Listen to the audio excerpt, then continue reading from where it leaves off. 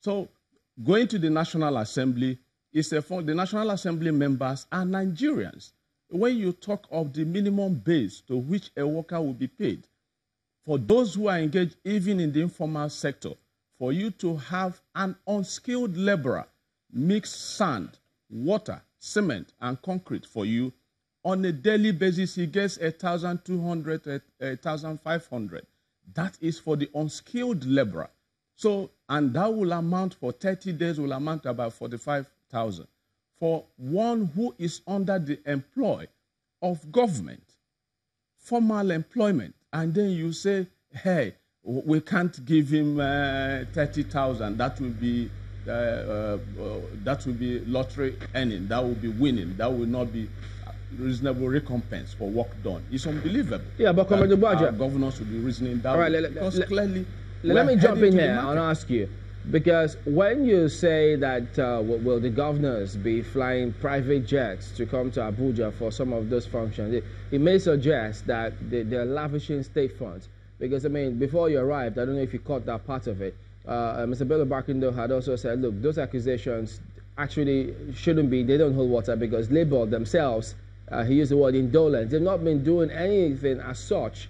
So you can't be in a scenario where it appears as though he was saying his kettle calling pot black. No, I'm sure he couldn't have said that, because before I would want to believe that if we go down his path, I'm sure he would have worked before becoming whatever aide he is to the Governors Forum, if he's a political appointee. But if he's a worker in the Governors Forum, because the Governors Forum have a secretariat, then I will believe he's a salaried worker. So it will be ridiculous to say workers are indolent, because then he will be including himself, because he's a Nigerian worker. The fact that his organization has not been organized by the civil service union or the public sector union does not mean that he is not a worker. He is not an elected person. He's a salaried worker. And so if you say workers are indolent, he is talking also of himself. But the truth of the matter is that is absolutely not correct. Workers have specific roles assigned. It's a function of management. Management determines the work to be done and assigns the work to be done. So it's funny when people then talk of indolence. It is not the worker who recommends to the governor to go and fly a private jet. No, the governor determines that and instructs that the money be released to him to pay for that. I'm going to have to ask determines when Mr. he Barkindo, then orders for money to be released for salary. Just hang on a minute, Comrade Ugboaja. I need to ask Mr. Bello-Barkindo, was that a fit of anger? Did you actually mean it when you said that the workers were indolent? Yes, you know, I've worked in several countries around the world, and I know what Labour does. You know, Labour in other countries organize workers in such a way that you don't even get afraid of losing a job, because you are supposed to be a member of a union that you pay dues to. What does Labour do with the dues that people pay to them?